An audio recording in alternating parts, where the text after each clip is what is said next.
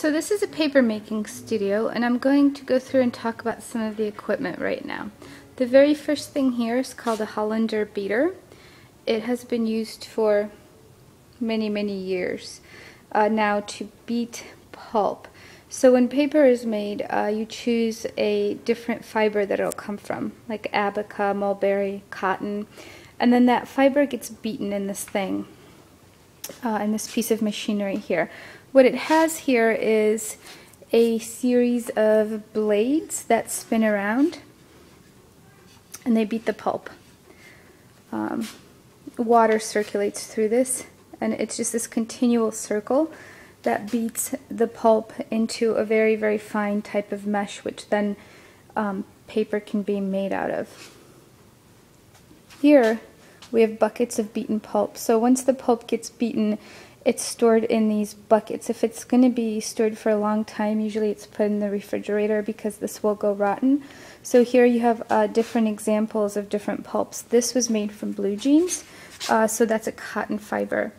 When pulp gets beaten, it gets beaten to this mush, which almost feels like cold oatmeal at this point. It's very fine. So usually the jeans will be cut with scissors into different tiny little rectangles, then beaten through the Hollander beater. This is actually starting to smell rotten now. I can smell it. It's kind of gross because it's probably been sitting too long. Here you have examples of different blue jeans.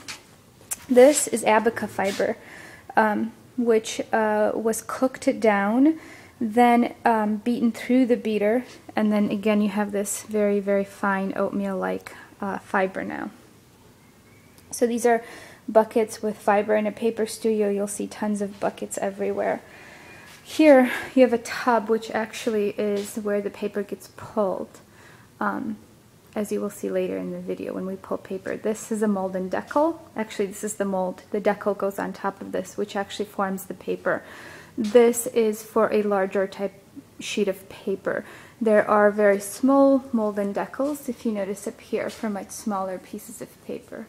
So, for instance, this one will make a sheet of paper that's about yay big. So the bigger the mold and decal, the larger the sheet of paper will be. Here, this is a press with my purse on it. This is where the paper will go into right after the sheets are pulled, so the excess water can be squeezed out. And this is the drying table for the paper, which is where the sheets of paper dry. Now, we make thin Japanese paper, which only dried overnight. Sometimes they dry for much longer. In here, you have blotter paper, which soaks up water. You have felt, which soak up water, and 3-ply cardboard. On the back of this thing is a fan, which you turn on overnight to dry the paper, and it circulates air through this whole system. So a paper making studio is actually quite expensive to set up. For instance, that Hollander beater is about $9,000. And sometimes you can buy them used, but a lot of times what people will do is just buy industrial blenders to beat pulp with because it's much cheaper, clearly. But if you're going to be making a large volume of paper, the Hollander beater almost becomes a necessary piece of equipment. These mold and decals for larger pieces of paper are about $500 to buy, but quite easy to make just out of wood themselves. So there's buckets just about everywhere. Here you have hanging palans, which is what you put the pieces of paper in between as soon as you pull the pieces of paper. Okay, today we'll be making some paper using kozo fiber. So this is what the fiber looks like. When you get it, it's like kind of like a hard bark. It is the layer actually right underneath the bark of the plant.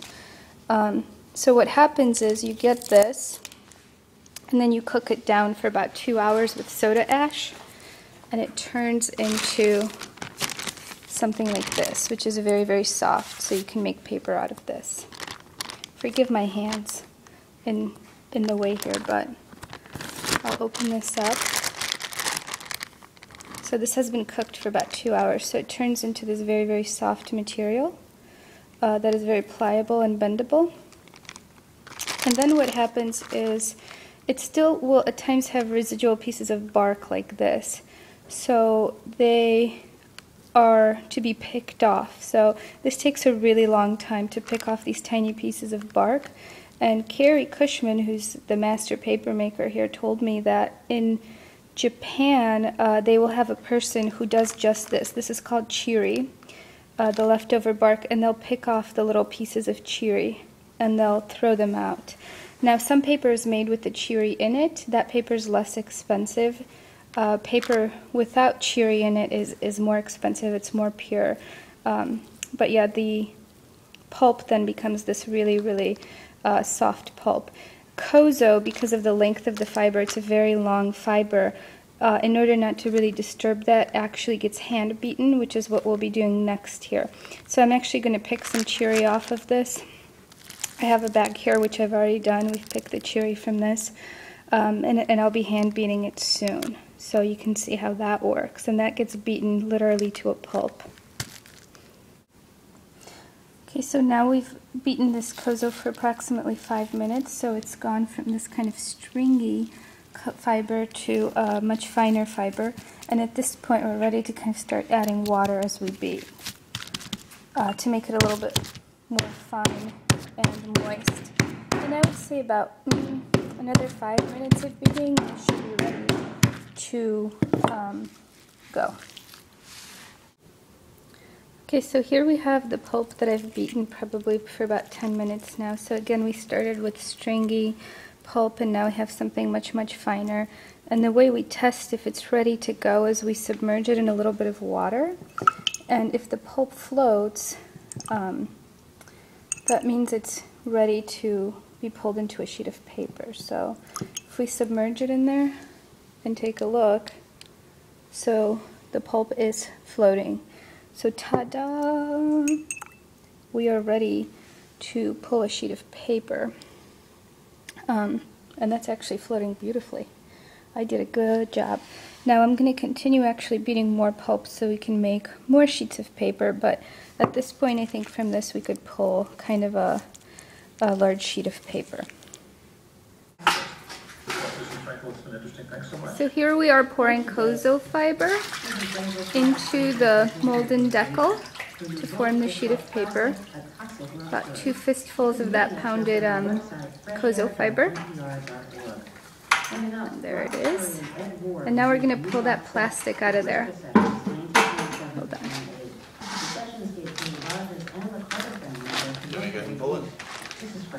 Let's see. Okay.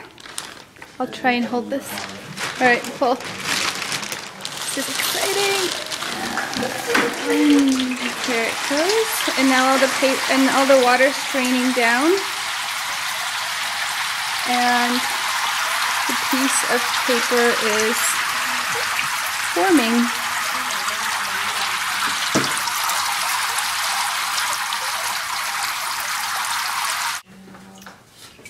So now the piece of paper is formed because most of the, well, not most of the, but a lot of the water drained off, and it will be then transferred over here. And once you get a couple of sheets going, it will be pressed in this press so more water drains off. Now the piece of paper is being transferred.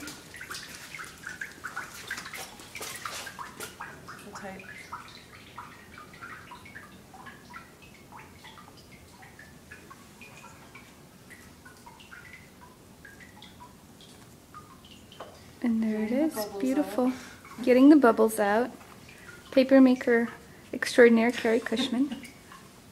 Our assistant, Jay? Jay. That's it. Got it. That's not bad. Here's a sheet of paper, all dry. Very, very thin paper.